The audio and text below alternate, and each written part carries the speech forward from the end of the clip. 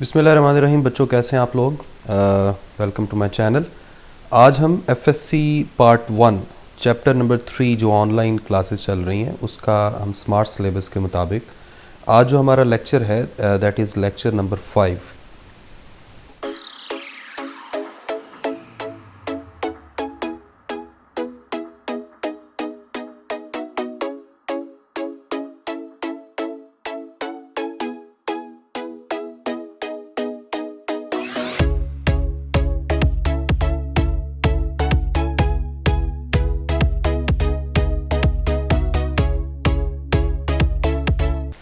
जी welcome back. तो चलते हैं अपने मेन बोर्ड की तरफ।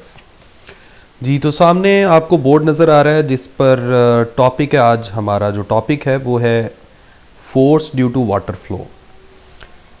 Force due to water flow क्या है, ये किस तरह से लगती है, इसका फार्मूला क्या है, आज के लेक्चर में हम ये काम करेंगे। जी force due to water flow, इसमें सबसे पहले तो ये बात जहन में बिठा लें कि ये शॉर्ट क्वेश्चन है। दूसरी बात ये कि ये बड़ा सिंपल क्वेश्चन है और अगर आपको Newton second law in terms of momentum ये वाला फार्मूला अगर याद है, अगर आपको ये वाला फार्मूला याद है और इसकी एप्लीकेशन का पता है तो आप बड़ी ही आसानी से ये टॉपिक समझ जाएंगे।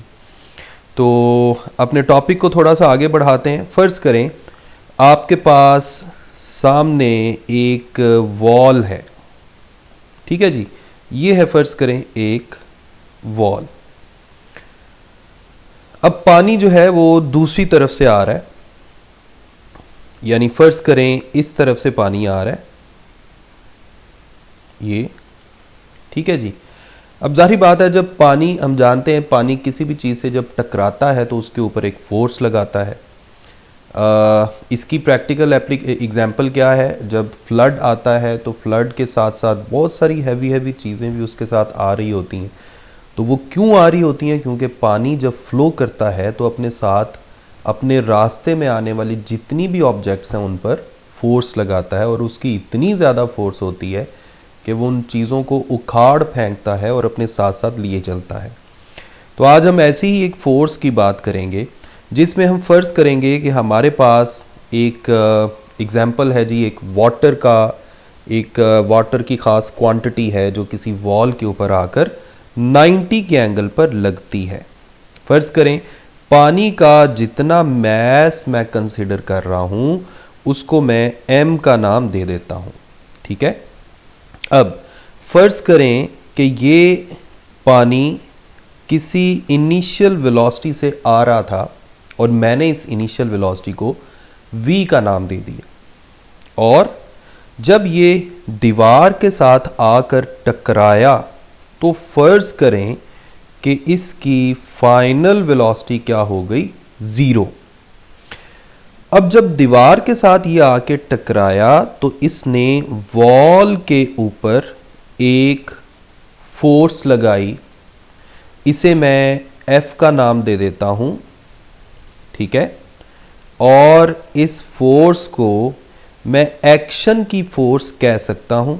एक्शन का मतलब क्या है कि जो पानी ने दीवार के ऊपर एक्शन किया है। अब न्यूटन थर्ड लॉ के मुताबिक जितना एक्शन पानी ने दीवार पर किया है उतना ही रिएक्शन ऑपोजिट डायरेक्शन में दीवार पानी पर करेगी। ये जो आपको अभी जो मैंने F प्राइम फोर्स बनाई है ये रिएक्शन की फोर्स है, ठीक हो गया। तो अब करते ये हैं Newton second law in terms of momentum, ये वाला फॉर्मूला हम अप्लाई करने लगे हैं।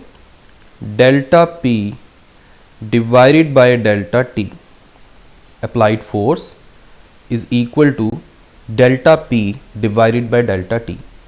अब डेल्टा P क्या है, चेंज इन मोमेंटम।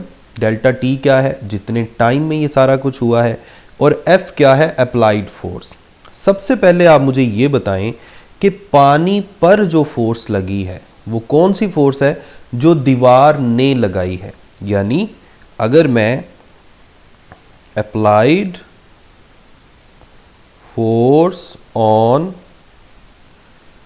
वाटर की बात करूं, अप्लाइड फोर्स ऑन वाटर की बात करूं, तो ये कौन सी फोर्स है जो दीवार ने लगाई है? ये वाली फोर्स एफ प्राइम। ठीक है, तो ऐसा करते हैं, पहले मैं इस एफ प्राइम का फार्मूला बनाता हूं। ये वही फोर्स है जिसे हमने रिएक्शन की फोर्स कहा है। क्योंकि हम जानते हैं कि ये सामने जो मैंने फॉर्मूला लिखा है, इस फॉर्मूला में एफ कौन सी फोर्स है? अप्लाइड फोर्स, जो ऑब्जेक्ट के ऊपर लगी है। किस ऑब्जेक्ट के ऊपर? जिसका मोमेंटम चेंज हुआ है। अब यहां हम किसके मोमेंटम की तब्दीली की बात कर रहे हैं? पानी के मोमेंटम की तब्दीली की। तो जाहिर बात है यहां कौन सी फोर्स आएगी? जो पानी पर लगी है। इस तरह से एफ प्राइम आपके पास आ जाएगा change in momentum of water divided by time. अब पानी के मोमेंटम में जो आई है उसे आप final momentum minus initial momentum कह सकते हैं, और डिवाइडेड बाय, फर्ज करें टाइम की जो वैल्यू है वो है टी। अब क्या होगा जी? अब फाइनल मोमेंटम की जगह आप लिखेंगे M V F. V F से क्या मुराद है? Final velocity, minus M V I. V I से क्या मुराद है? Initial velocity, divided by time.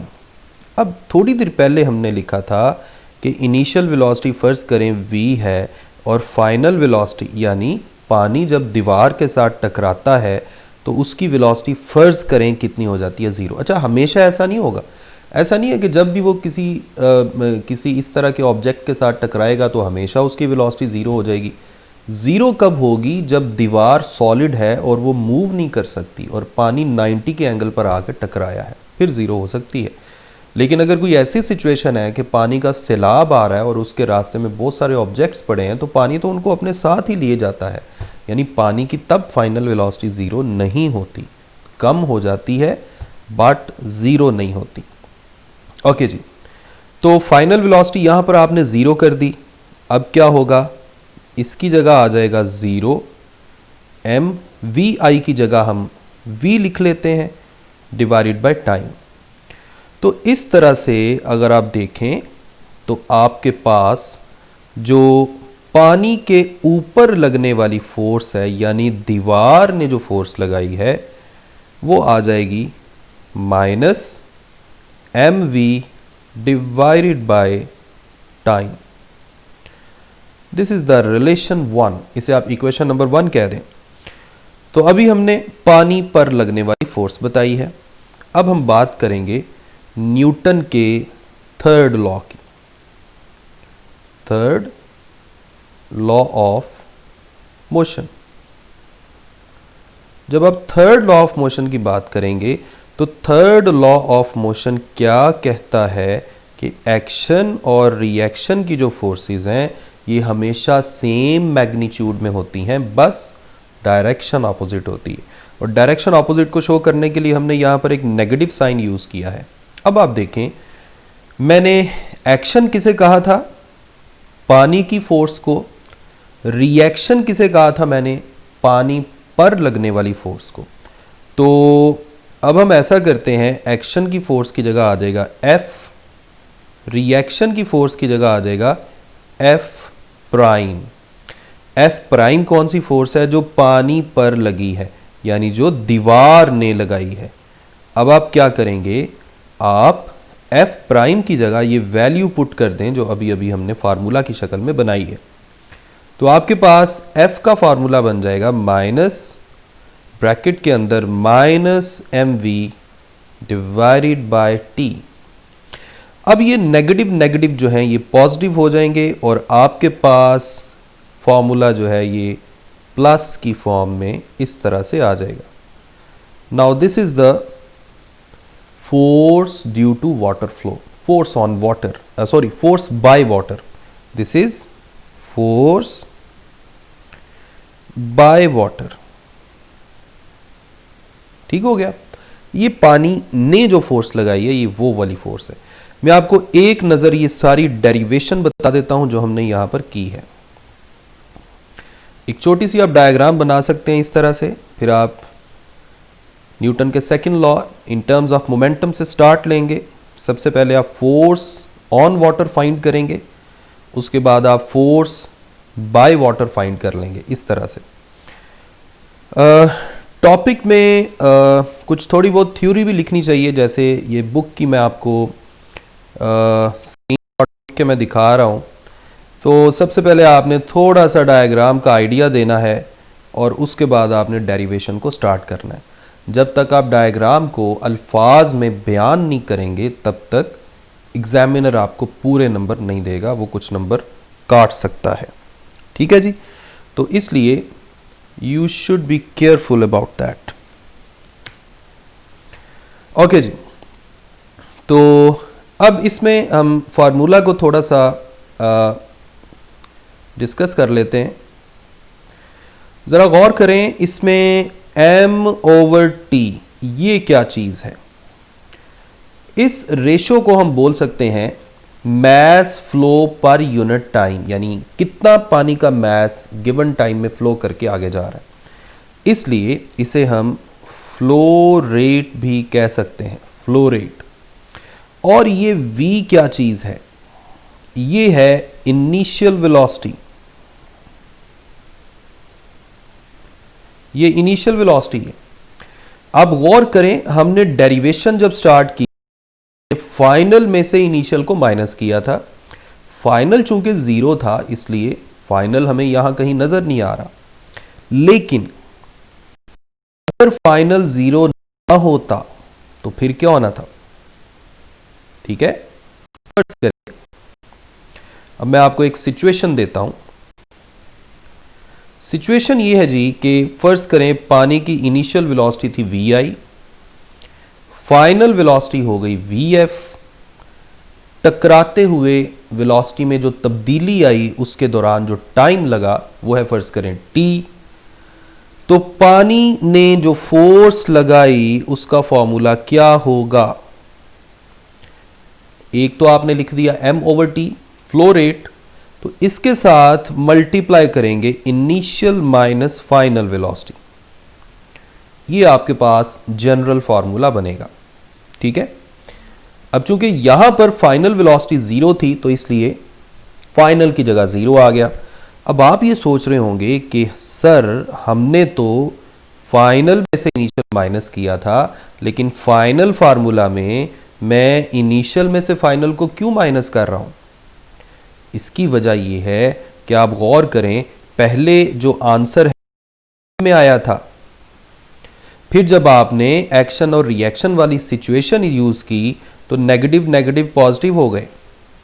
जब नेगेटिव नेगेटिव पॉजिटिव हो गए तो समझें ब्रैकेट के अंदर तरतीब उलट गई। अगर आप यहां पर फाइनल माइनस इनिशियल ही लिखते, यहां पर ये जहां मैंने एरो लगाया है, तो इधर फाइनल माइनस इनिशियल ही होना था। सही है, इधर फाइनल माइनस इनिशियल ही होना था, लेकिन जैसे ही आपने यहां ये वाली सिचुएशन यूज करनी थी तो इनिशियल माइनस फाइनल करना पड़ना था हमें। ठीक है, तो इसलिए आपने इनिशियल माइनस फाइनल ही लिखना है। आप गौर करें, आपने इनिशियल वेलोसिटी, इसका नाम क्या रखा था? इनिशियल वेलोसिटी, और यही यहां पर आ रही है, तो इसलिए यहां पर इनिशियल माइनस फाइनल ही आएगा। ठीक है, अब मैं आपको एक छोटी सी एग्जांपल देता हूं।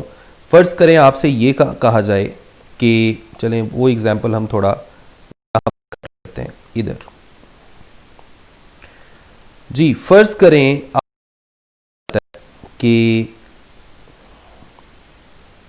आपसे ये कहा जा रहा है जी, एक पानी जो है वो आ रहा है, उसकी इनिशियल वेलोसिटी थी 10 मीटर पर सेकेंड, किसी ऑब्जेक्ट से टकराया, टकराने के बाद उसकी फाइनल वेलोसिटी हो गई 5 मीटर पर सेकेंड, और पानी का जो फ्लो रेट है वो है फर्ज करें 10 किलोग्राम पर सेकेंड।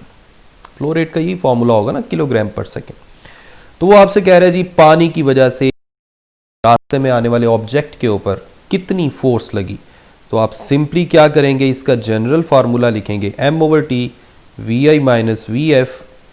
m/t की जगह क्या आ जाएगा 10, इस सारे की जगह 10 आ गया, इनिशियल वेलोसिटी की जगह 10 आ गया, फाइनल वेलोसिटी की जगह 5 आ गया, ये बन जाएगा 10 इंटू 5, आपका आंसर आ जाएगा 50 न्यूटन। तो 50 न्यूटन, ठीक है। तो ये था आपका छोटा सा topic, force due to water flow. तो इसमें अगली वीडियो में इंशाल्लाह हम मोमेंटम एंड एक्सप्लोसिव फोर्सेस वाला जो टॉपिक है उसको डिटेल में देखेंगे। तो नेक्स्ट वीडियो तक अपना ख्याल रखें, चैनल का भी ख्याल रखें, मुझे अपनी दुआ में याद रखें। अल्लाह हाफिज़।